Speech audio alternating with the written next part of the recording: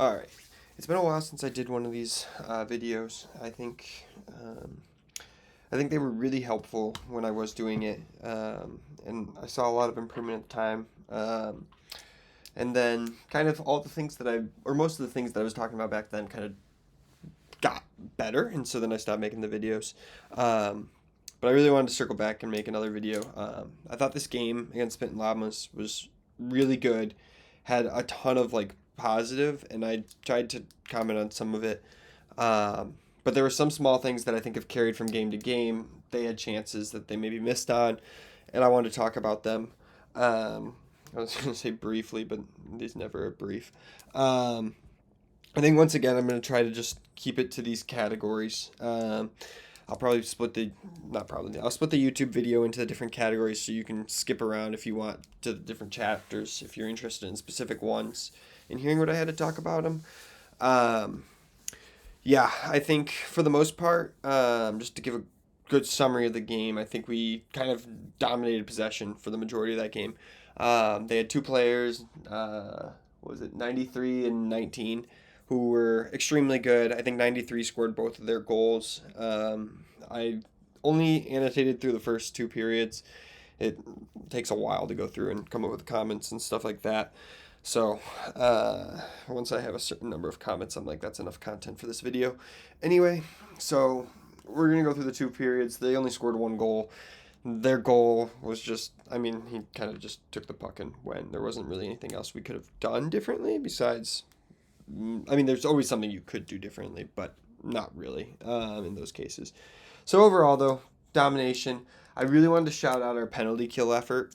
I know there was definitely confusion with how the lines were structured, but overall on the ice, I think our penalty kill was stifling. I think that's the word I want. I'll comment on it. Actually, let's start with the penalty kill. Actually, so yeah, I guess this is partway into it already. Oh no, this is like 6 seconds in. Yeah, so we can start with this one. I think for the most part on the penalty kill, they didn't have really any chances. Maybe a couple here and there, but none of them were very good. None of them stood out to me. So we can start with this one. We have a face-off draw right after the too many men on the ice penalty. I thought this was they win the face-off.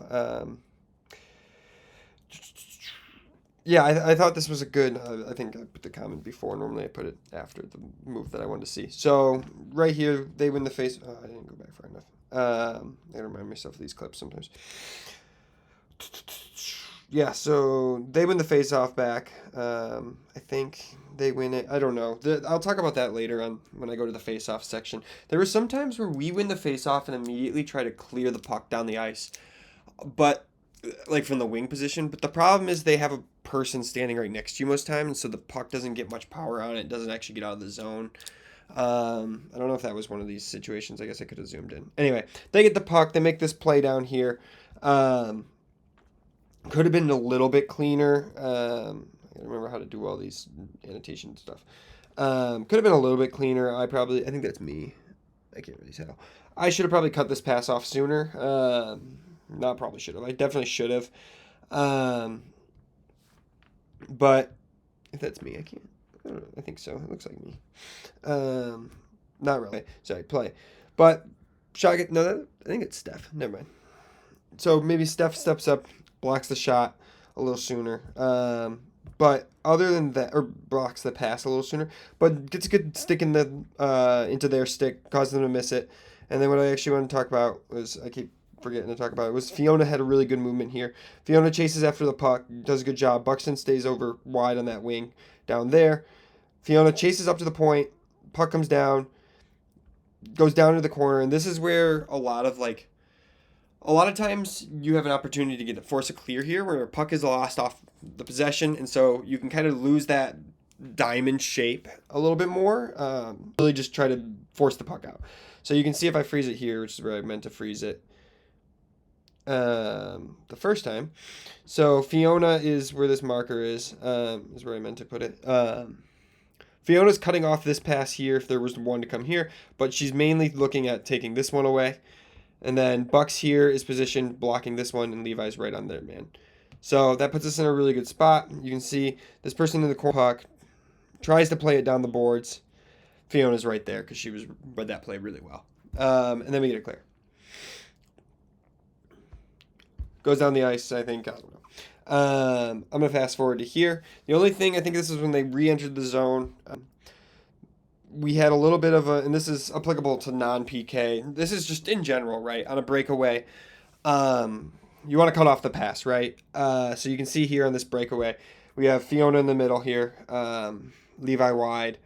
Our center needs to stop using names. Our center needs to is trying to come in and help with that rush wide. But the thing is, Levi's already got that man covered. And so you don't need to necessarily completely abandon him. But the biggest thing is this guy right here is streaking completely unmarked right through the middle of the ice, right? And so the center instead should kind of hover in this middle, cutting off the pass. And then Levi can handle, or a defender then can handle the business. And if they blow past the defender, then yeah, you can scooch over, let the defender that is trailing the playback here step up on that guy. But instead, it kind of gets lost, ends up getting there. They get a rough shot off, but they do get a shot off. Okay, the puck is frozen, I think. Yeah, fast forward, this is the end of the PK. I think I wanted to, yeah, basically couldn't get the puck for the last 2 minutes of their power play. Couldn't get the puck in the zone. They dumped it in twice, pretty much identical to this play, where they throw it in. I think this one's me. There was another one, I think, right before. I don't remember who that was.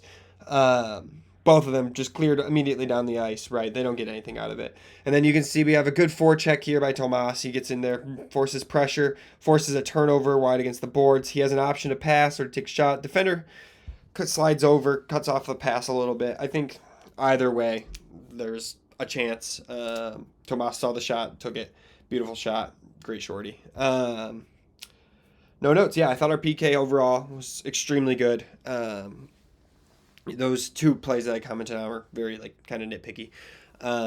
Overall, our PK was really strong. I think I could find non-PK plays too where we do those same two things.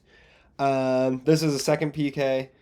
Just wanted to shout out good changes. I think there's I don't know if I commented on many bad ones. I think most of those were in the third period. I didn't want to talk about changes. I think we do a lot of changes during the back check. When the other team's breaking out, they got 4-on-4, but then two of our forwards break off and go and change. Now it's a 4-on-2 against our defenders. Shouldn't be changing on the back check. I know it's hard. It's I'm tired. I want to shift. You gotta join the rush back. You can't just abandon the defenders like that. If you're tired, if you're that tired that a turnover is going to absolutely cook you, you should be changing before going on offense. And it's hard because you want to play offense, but not everybody, you play both offense and defense. It's a team sport. If you play your entire shift in the defensive zone, that's how it works. You don't get to just double your shift, so you can play more offense, hopefully. Yeah, I digress. But anyway, it's a good change. I thought a good dump. You can see Bucks, Fiona, I think somebody else, I don't know, I can't tell. All four, actually. All four defenders that are on the ice immediately book it for the bench as soon as the puck's down. I think, yeah, that was a beautiful change. Good job watching for that. Yeah, the other big thing I want to talk about on the penalty kill is when the penalty kill ends. So if we stick to the way that the lines are drawn, like the PK lines work, what happens is a lot of times we'll have a forward, so the extra gets plugged in for whoever's in the box. And then what I will do a lot of times is if our defensive lines aren't even, I will move a forward also to defense to even out the lines so that everybody, I'm trying to get as many people rotated in. Now, there might be cases where somebody is basically scratched during the penalty kill due to the number of people, right? There's 4 people a line and we have 14 people like we did this last week, right? Only one person goes in. You have 12 people in, one scratch. You can work out things on the bench too. If somebody's like, we're on our third penalty kill, I haven't played a single one, can I swap with someone? Like, don't be afraid to ask those questions. The lines aren't like the law. Um, but the biggest issue is a forward can be playing defense. So when the penalty kill ends, we can end up with situations where there's now four forwards on the ice, one defender, even though one of them's acting as defender, and it causes a lot of confusion. And players that didn't get to play during the penalty kill now are sitting even longer, and there's more confusion. And the issue that I personally have with this, and I've spoken to some people about it, is somebody just served a penalty for doing something that they shouldn't have done, right? So in this case, I think this penalty was for the slash. There's another one for a hold later, right? There's an opportunity to change when you come out of the box a lot of times. If we're in the defensive zone, you probably should get back and help cover initially, but then there's an opportunity to change once we get a clear, and you should change so that you are no longer, or so that the people that might have had to sacrifice their ice time while you were in the box get a chance to play. And I know the counter argument is, well, I just sat in the box for 3 minutes. I want to be able to play too. But that's kind of the consequences of your actions, right? Now, it's a little different for our first penalty, right? It was a too many men on the ice. Somebody has to serve it. And yeah, it's one of those people was probably at fault. But it's a little bit different for those ones. And there's also, like, if you come out and your line's on the ice, then yeah, you can stay with your line. You should stay with your line. But when you jump out on the ice, your line's not on the ice. There's a forward playing defense now. Like, it should be you jump on the ice, come back, go straight to the bench, right? Let one of the defenders then can get back on, swap with that forward, and now we're back to our regular lines. And a lot of this is like awareness stuff. Everybody on the bench also has to realize what's happening. But it's just something I wanted to bring up. Because, yeah, it can be frustrating. I know some people on this first one, for instance, like Chris played like a 20-second shift. Then the penalty ended. I think there's a icing. Yeah. Icing. We pulled Chris off the ice because we wanted to put a second defender back out there. But he only got a 20-second shift and had to go back to the bench, right? He should have probably been staying out there, but as a forward now, and then whoever was in the box went to the bench, should have gone to the bench. Same thing with this second one, the last one. Penalty expires. We're in the offensive zone. This should have just been a straight up book it, straight to the bench. Just go straight to the bench. Somebody jumps on immediately, right? And is whoever fixes the lines up. I don't know if I think we only had one. Yeah, this is another one. We only had one actual defender out there, while there were two. And the problem is too, like, a lot of our forwards and our defenders, right? Like, we don't play the other position too much. So I know Chris plays a lot of defense, but let's say it had been Kate who got pulled back to defense because we were on a 5-on-3 or something. Sometimes my extras get jumbled weird. Like, Kate doesn't play a lot of defense, so she might be biting up without thinking about it. And I'm just using Kate as an example here. She might be biting up, though. Next thing you know, they get a breakaway just because somebody that wasn't really thinking about defense wasn't doing defense things, right? And that's not a bad thing necessarily, like, or like a negative thing towards Kate. I don't know that thing. I think that she would do that. I'm choking over words here. But it's just something to think about. I don't know. I digress. I'm going to move on. But, yeah, basically, when you come out of the box, I think you should go to the bench. If you want to get out, like, you can talk to who's on the bench, right? Who's rotating with you. Can I go next? I just was in the box for a super long time. Maybe take a short shift so that you can fix things, but you can get a little bit of ice time. I don't know. But, yeah. I digress. Anyway, okay, moving on. Let's go to line changes next because it's right here. I can't remember. Okay, yeah. So this first one, it looks like so this first one was just a good change, right? Get the puck out. We do a dump. Well, actually, this is both good and bad. Good change there by Tomas. We're in the zone. He makes a change. Puck comes out. Not going to get it. Initially, our forward goes for a change here. It depends on what they saw before this change. If they saw that Sarah was about to dump the puck here, then yeah, it's a good change. We're dumping it. Good opportunity to change. If he just saw that the puck left the offensive zone, bad change. Don't change on the back check. I sent a video forever ago. I'll find it again and send it. When they're going this way, their whole team, 1, 2, 3, or wait, that's our guys. Sorry, my bad. Right? If they get a break, this guy, this guy, and this guy, this guy are all 4 going this way. And we have these 2, maybe Sarah just got beat to this puck. Let's pretend. So now all 4 of their players are going. We have 1, 2, 3 players now chasing after them, but it's still a 4-on-3 if you come and change, right? Versus if you join the rush, now it's a 4-on-4. I don't know where our 5th guy is. Wait. Oh, yeah, sorry. He got beat. So now it's a 4-on-4. Break up the puck, get it back out, then change. It doesn't have to be a long defensive shift. The biggest thing, too, I see is we do get back and we don't change on all the back checks, right? But the problem is we come back for one back check, get the puck, and now it's like I want to break out, I want to go in the offensive zone, go into the offensive zone, long shift, now I'm gassed, and then now you change on the back check. And it's that second one for your shift. And we should really be changing. When you first get that impulse, I need to change, it should be in the offensive zone, or it should be, okay, let me finish up this defensive shift, ice the puck, dump the puck, and then change. It shouldn't be, okay, I want to finish this defensive shift and get an offensive one real quick because there's an opportunity. Now, there are exceptions. If you get a breakaway, like one-on-one with the goalie, then go finish the breakaway. But that I don't see that very often. So this is another talk about real quick was being ready for the change. So I think it's here. Yeah, Fiona changes here. I once again, what did Fiona see before, right? It's technically during the back check, but we had possession when she went for the bench, so I don't think that was a bad time necessarily, just happened to turn into a bad time.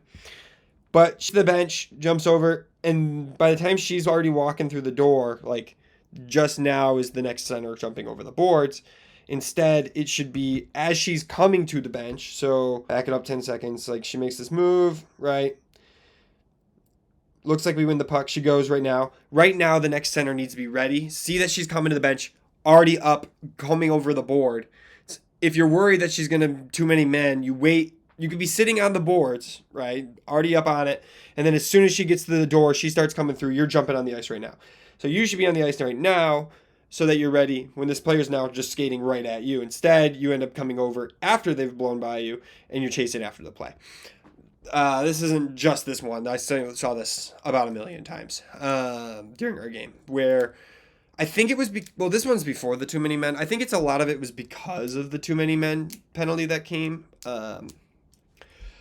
We were kind of a little hesitant change, but you don't need to change when, and I honestly, you don't need to change when the person touches the door. It's not like when they touch the door, you can touch us. You can change, like, I think a good rule of thumb that they say is like the dots. When the person coming off hits the dots, that's when you should be going over. The thing is, if the puck comes back, neither of you can touch the puck while the other's on the ice. So watch for that, right? If the puck is coming, maybe then hesitate, sit on the boards. Like in this play, I would have sat on the boards just a little bit longer, held out, waited until they got to the bench, and then jumped on. But we shouldn't be going over the boards, like starting to go over the boards when the person reaches the bench, because that's going to just mean more time with one less player on the ice. This is another thing I've seen a lot.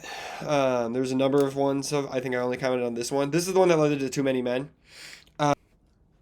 So you can see here, we got, oh wait, is this the one that led to too many men? No, I can't remember. No, this is not the too many men. I don't remember where the too many men was. But the same thing happened on the too many men. So you can see here, forward waiting to come onto the ice, standing. Other forward, or puck is breaking out. This is honestly turns into a good time to change. Puck comes here, clears it, starts to go, waves for the change, and then realizes the puck is right in front, and instead starts to go for the puck, and then decides to change. Which they changed, so good thing they changed. But if you decide to go for that puck after calling, that just increases our chance of too many men on the ice. And it did happen on the too many. I think one of our forwards waved, said they were coming. Puck got played deep into the zone, and they turned back and went back for the puck. The person on the bench didn't realize and jumped on the ice and joined the defensive shift. We ended up too many men. Yeah, I think there's another comment somewhere in here. I think I might have marked it as penalty. Let's see if I can find it. Oops. Where did all my hashtags go? I think I have to apply to. Yeah, I did. I named it penalty. I think this was like the first one I did. Yeah. So this one had two things. One, play till the whistle. We can circle back to that, but you can see here the line. Everybody's changing. But this forward here realized the play didn't actually end and is turning back. But the person on the bench didn't realize that they turned back. So you can see we have 3 people coming on. Only 2 ended up actually coming off, and you can see the 6 here. It's if you're on the bench, it's your responsibility to make sure that your person is coming off the bench, right? Especially when they were that far away, you got to know who you're changing with. You got to watch them and make sure that you don't. You got to watch them and make sure that you don't jump on when they change their mind. Even at this point, if you need you can turn if you realize now, even after you're on the ice, that they turned back, you can go back to the bench and they might not notice. But you can't keep going to the play. You have to make sure that your person gets off the ice. And if you're going off the ice, you need to make sure that the person doesn't jump on for you. If you do signal to them that you're going and then change your mind, you need to make sure that they don't get confused. If you're changing with somebody, you two are the only people responsible for that change and making sure it goes smoothly. The rest of the team can try to shout it out and catch it, but at the end of the day, the 2 people changing are responsible for making sure not too many men. I digress. Biggest thing on this play was actually the play till a whistle. I don't know what the hell the ref was doing. This puck was frozen.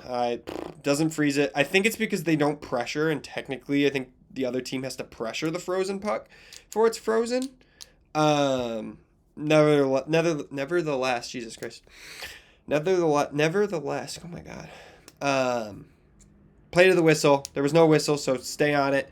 Their entire team also bit on it. It could have been bad. Could have been worse if their entire team stayed, but they also all went for a change. So at the end of the day, it didn't really matter. I can just click that button to clear filters. Yeah. Okay. Let's go next.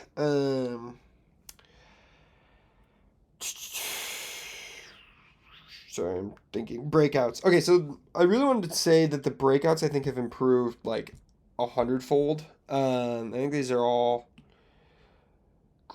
positive basically, except for that last one. So I thought this was a good break, or Thomas. So let me see where it is. This might be after the play. Yeah, this is after the play. Okay, sorry. So Thomas wins the puck here, down by the boards. Gets some speed, goes. Tomas does a good job of covering for him, staying back a little bit. The only thing, I see what you're going for with the pass to Kate in the middle there. The only thing I would maybe say is sometimes simpler is better. Maybe play the puck deep.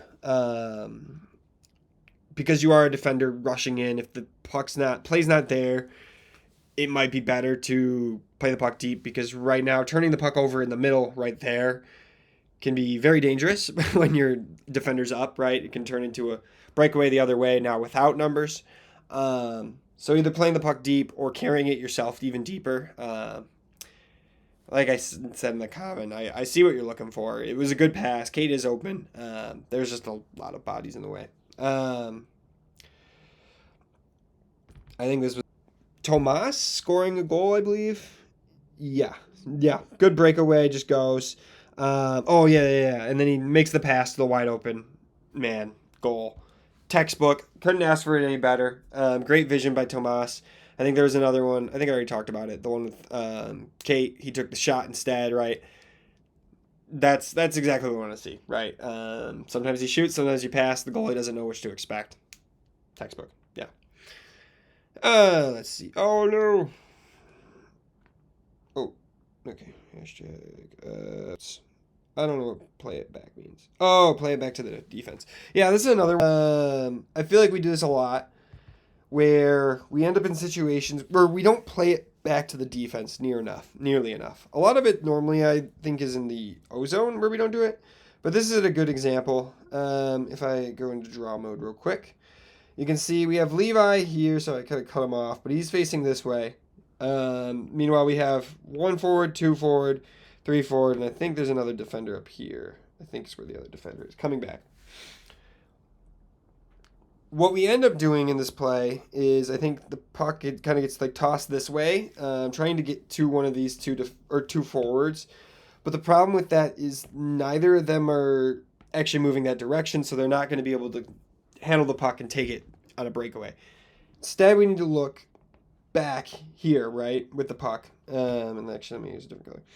Look back here with the puck, right? So Levi can get the puck. I think I talked about it in one of the earlier videos I made earlier in the season, right? Looking for who has their hips facing the right way, who has got their momentum kind of going the right way. Levi's moving side to side here. I think he's moving this way.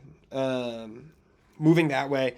Hips are open to move forward. He's open to look forward. And so if you play the puck back, he can quickly, if somebody is going the other way, he can pick the plays that way. Versus these two are coming this way, and this one's coming this way. So when you play it back to them, now they could collect it and carry it this way, or what ends up happening, I'm pretty sure, if I remember correctly, is the puck behind them. Yeah. And so then they have to turn around, go back for it. Not the end of the world. Ends up getting to them. Just could speed up. Also because you end up with a lot of like speed and wide open over here. So if you play that back to Levi and then continue break over to the right, like now you're wide open for a return pass as well. So yeah, just something to think about. This one I think, yeah, I remember this one. This one's on me. Breakaway wide right. I totally locked in on Buxton here, and wanted that feed across the middle.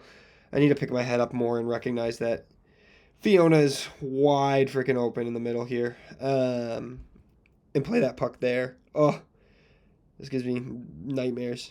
Gonna give me nightmares. I'm not the only one that's done it, though. There's been a million times this happens. Remember to look back. Recognize the trailers also can be wide open, especially when 3 of their defenders are with you. So, yeah, let's move on to the next one. I think I have to apply the filters before I can remove them all. Let's go with the face-offs next, I think. What have we done? PK penalty, line changes, breakouts. So you have O-zone, forecheck, back check, D-zone, face-off. Yeah, we'll go face-offs next, sorry. Trying to think of what else I think are important. This is like this might be the opening face-off. Yeah, I think I talked about this earlier, actually. So a lot of times I think we have situations like this one. Puck is one to a wing, and they just dump it forward. Problem is possession is so important in hockey. Like if you watch an NHL game on TV, like they talk about it like maybe like 50% of the time is the possession, especially with regards to face-off, right? It's so important.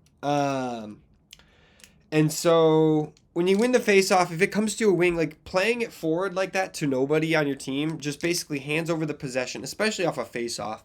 Like you're handing the possession basically over to the other team, and yeah, you can forecheck, try to pressure, steal it. But the odds that one of your guys gets the puck first anyway are so slim. Should play it back to the defense. Let them set it up. Look for space then after the pass, and they'll get it right back to you. Yeah, I think I've said it many times. But yeah, play the puck back. I think it's the same one with this one, if I remember correctly. This one we're on the one. This one is more of a trying to get it clear right off the face-off. But you can see, yeah, backhand, try to get the clear, give it right up. I believe this turns into a shot for them. Oh, maybe not. No, it ends up getting cleared eventually, so not the end of the world. But it's better to keep possession, pull the puck back, go behind your own net, pass it to one of the defenders, especially like trying to get a backhand clear. If you can get a forehand clear on it, it's a little bit different. Especially, this one's, I think, on the PK. No, not the PK. There's 5 of us out there. So, yeah, keeping possession, not giving it up. Bring the puck, circle the puck behind our own net to get away from their players if needed. Yeah, this was the only other face-off one I had. I want to talk about this real quick. You can see all 3 of our forwards after the face-off come gunning up for the puck here. We got guy wide open, wide open, wide open. Thomas here is trying to cover, I think, this one or this one. But he shouldn't have to, right? He should only have to worry about one. And then we have a cover here. This one's good, so I'm not going to worry about that. Problem is, right, you make the pass over to here. This guy now is wide open to take it wide. You all come following him, maybe, and then this guy's wide open still in the slot, right? Or even one more, they rip it. I think that guy is a left-handed shot. So, I think I've talked about it before, or maybe we've talked about it before somewhere. I think they talk about it in the class, maybe not. I don't know. We should be lining up wing, center, the other wing, and then the two defenders. These two can flip-flop. Things can move around however you want to line up. Basically, if this is the art wing, right wing, left wing, center, the left wing is responsible for marking up their right D and their left D. The right wing is responsible right off the draw if the other team wins it. This is if they win it situation. This right wing needs to book it up there. This left wing needs to book it up there to mark up those man. Center, you are responsible for the other center. Don't just bail on them to go chase after the puck because you're leaving your person wide open. Then the left D should theoretically cover their right wing. And, I put these on the wrong people. Oh, this is an R. And then you stay with that defender stays with that wing. Should be how the face-off goes. If we win it, it's different. You're obviously looking for space, so you can install all sorts of motions to try to get different outcomes, whatever you want to do. But on the loss, right, on the lost face-off, it's pretty straightforward who you should be marking up. And yeah, we shouldn't have any situations where all three forwards go after the puck because it leaves both this guy and this guy were wide open. This defender is supposed to be marking this man. So if they decide to mark this guy instead, now this guy's wide open. And honestly, what's worse is if this guy's wide open, this person can get the puck to them. Now this defender bites on that. This guy's wide open in the slot, right? There's a lot that can go wrong there.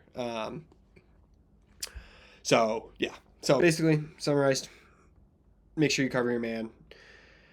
And if somebody else is going for the wrong person, if you're the left wing in that play, right, the center and the right wing take off towards your guy, back off. Like, we need to recognize that your man is being covered and recognize who their man is too. Okay, that's face off. Let's go let's go D zone first, and then we'll go breakouts, then O zone. Makes sense. What did I do? D zone first, right? Okay. Yeah. So for this one, I think this one was pretty. It's pretty clear just from the picture. You can see the wings are kind of right now not actually too low. Oops. Typing instead of drawing. Here we go. The wings aren't too low, but you can see right here, and I think here, this one. Yeah, so that one's a little low. Probably shouldn't really be lower than the circles, especially when their D are that high. I think if I play this, you can see. Oh wait, no, it's before that. Oh, there it is. That's what I was looking for. I always forget that I put the comments at the end of the clip. Our entire team is down low, right? And you can see why. If I go here, you can see why that might be very bad. Even this guy, right? If we have, it should be, yeah,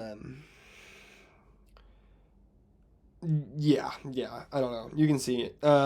This defender had to get pulled into the corner. I think that's the defender. Let's see if I can back it up so I can figure out who's who real quick. Yeah, okay, so we have two defenders. Yep, so they rip a shot. Puck comes behind the net. One defender goes down to get it. The center should stay in the middle here on this. Actually, where's the other player? Okay, so they got three up high. So our wing actually really needs to be up. Our center should be maybe a little more. Honestly, the center's fine. That is. Draw tool, please. Okay. This person right here is the responsibility of this defender. Right here. This defender took this one out. This center should be up here / here, making themselves. No, should be up here watching for this guy to crash back down to the middle, especially 93 because he was probably their best player, I think, yesterday. This guy needs to be here so that they can cut off a pass here. Yeah, so they can cut off a pass here. If they're over here, they can come here. They can also get here in between the center. This is actually really good. This is where you want to be. Maybe a little bit lower. You don't need to be that tight on them. You can give them a little bit of space, but hips facing this way so that you can pressure them as soon as the puck comes to them. But yeah, so play the video though. Puck gets put into the corner, gets played the other way. This is another reason why the center wants to be up here, kind of right where that dot is that I just put. Because now the puck is played around, so now it would be a perfect time for the center to come crashing in and go get the puck from that corner. And nobody's on that side to go help out. There to forward goes. Left D's still kind of there. Now the left D has this guy tie up. Puck ends up coming around, gets over here, no wings on him. They get a good shot. No goal, but a good shot. So, end of the day, wings got to stay high. This was their goal. Good. I don't know. Oops. Let's see here. Ugh. Where'd he go? I don't want to set the filter for this one. Okay. Yeah, gets the... well, there's that. Gets the puck. I don't know. We're a little bunched up. But right wing is in the right spot. Or left wing, sorry, is on their right D. The center probably should be tagging on this, following this guy if we were playing man. I don't know what form of D we play, so that's kind of hard. We don't really have a defined man versus zone.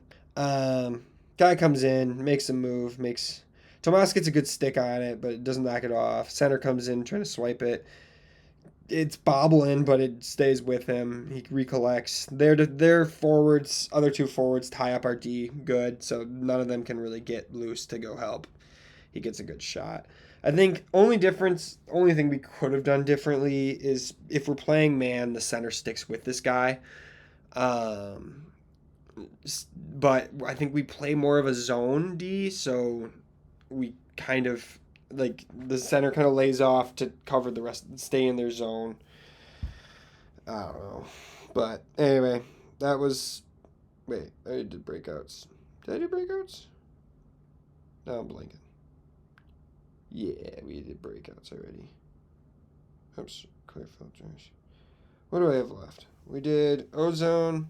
No, that was D-zone. Face-offs we did. We're in back checks? Do the back check? Maybe the back checks what's left? Yes, back checks are what's left. Okay, I got 2 here. Yeah, this one was just making sure to mark a man, I think. Yeah, you can see. Whole team kind of swarms onto the puck carrier here. But 93 is left wide open in the middle here. And so, yeah, that's not good. Their pass goes to the other guy. Should have gone to 93. I think I mentioned it earlier for the PK. Just make sure you mark a man on the back check. It's so critical. They were going for a toe drag there or something. This one was just funny. For everybody's enjoyment, if you watch this much, you get to watch Tomas wiping out uncontested. Just it's kind of like cartoon-like. So I hope that you enjoyed that beautiful back check. Only thing is is marking a man on the back check. You can see here 4 of our guys are deep, but their players are not anywhere near. He passed it to 93 here, right? And he's kind of unmarked. He does a good job coming over to cut him off, but was on that other guy. So just marking a man. It's kind of similar to the earlier comments. But yeah, I thought you would all enjoy Tomas's little tumble. Yeah, I think all that's left is the O-zone. Do we do the forechecking? I actually don't remember now. Oh, we got forechecking left first. Okay, forechecking. Um, yeah. So, that's passive and offense. Yeah, you can see. I think people have commented on this a couple times. You can watch the play. Like, look at it right here. Pause real quick. Um, like, well, actually, I paused it a second too late. But right now is good. All three forwards are in the zone, but then you can see the two go for it, and then the third one leaves the offensive zone and kind of is just very passive. Like we talked about the dog fox hawk, right? Earlier in the season, this was that Fiona here was the fox. We have the dog here, but the hawk kind of circled and left the zone. The hawk instead needed to come here, and then when that puck gets wrapped around like this, comes along the boards like this. What happens, and you'll see here, is our wing comes down now and tries to get to the puck, and then I think this one stays dog, and this one now comes over. I don't know if you guys remember the dog fox hawk. Oh my goodness. But basically, this hawk should be here. When that puck gets wrapped around, the hawk is the one that books it there and tries to get to it before it reaches this defender. The previous dog, so this one, would circle back around and now become the new hawk. And this fox needs to book it over and become the new fox. We can try to keep doing the dog fox hawk, or honestly just a regular forecheck. Just or not regular, but like just forecheck with pressure. End of the day, this player should have circled back, kind of been more middle, so that they can now circle back, chase in, and try to beat that puck to this defender. This defender wasn't very fast, and the puck wasn't very hard. I think they could have. We could have gotten to it first. So, yeah. And then also, if you're here wide open, right, none other men are covering you. So if we had won the puck here, you're now a prime suspect for a pass, right? So, yeah, the clip you can see so the puck comes around. We end up actually getting it, I think. Yeah, but not good possession, and then it gets cleared, right?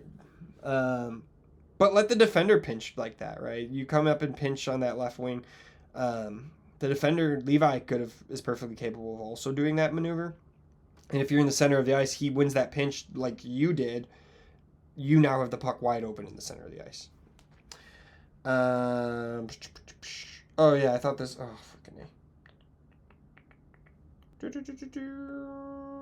Forecheck. This one I wanted to shout out was great by... I don't remember who scored. Oh, Sarab, Fiona, and Bucks, I believe. Nice. No, I don't know who's in the left wing there. But, I think it's Joe. Yeah, just a good shift in general. Oh my gosh, I keep clicking that. Or accidentally swiping to the side. I'm not trying to do that. Yeah, so let me back it up a little bit, please. Yep, so you can see puck comes in deep corner here. Great forecheck, kind of what I just talked, right? We have a dog coming in. Fiona is the fox. Pinches on the other side of the boards, but that's fine. And then Joe does a good job of... I would have liked to see Joe, you stay here and try to make yourself available to Fiona here. But I think you thought the puck was going to make it all the way around. So honestly, it's kind of it's a fine move that you make. Fiona comes in, wins this puck back.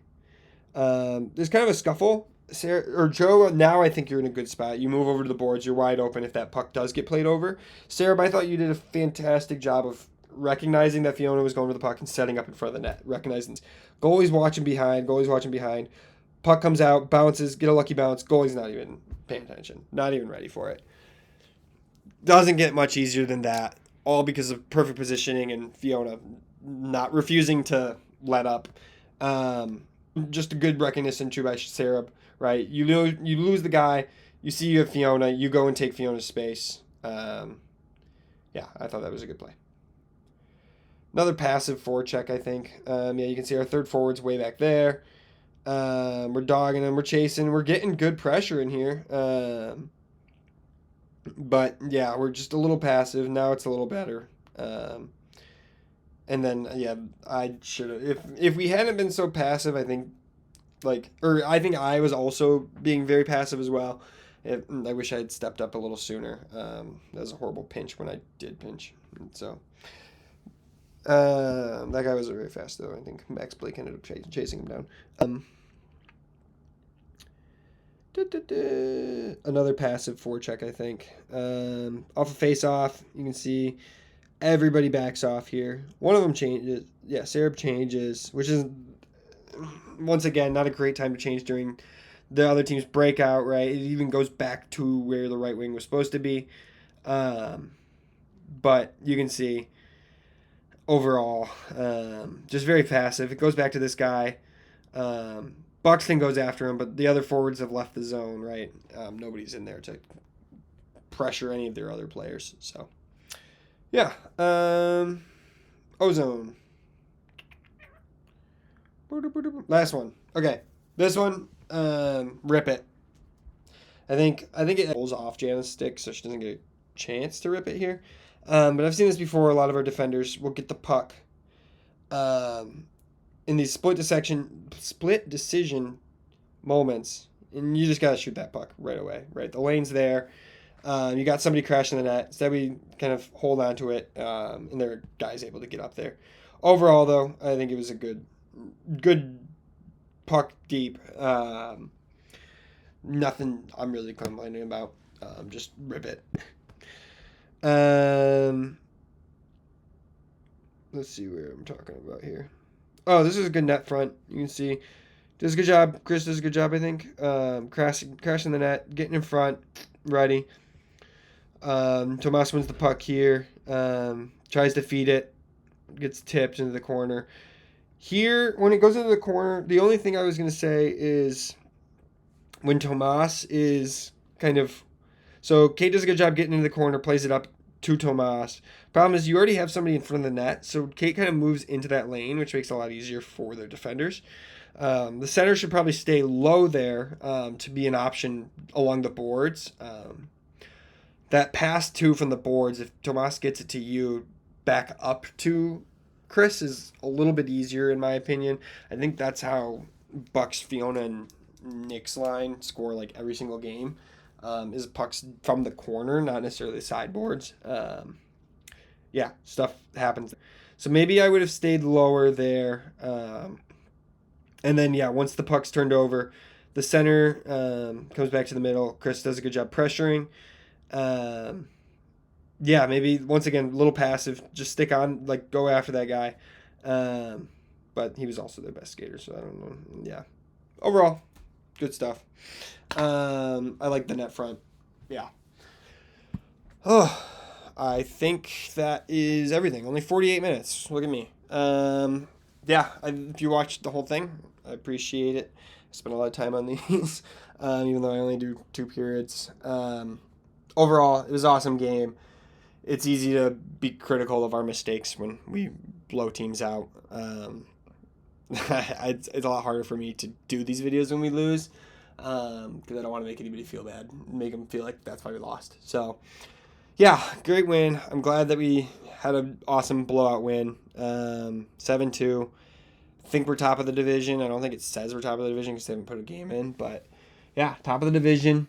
We're a wagon. So, let's ride it. We got a bye week and lots of chances. Lots of chances to extend our lead coming up. So, yeah. Thanks for watching. Bye-bye.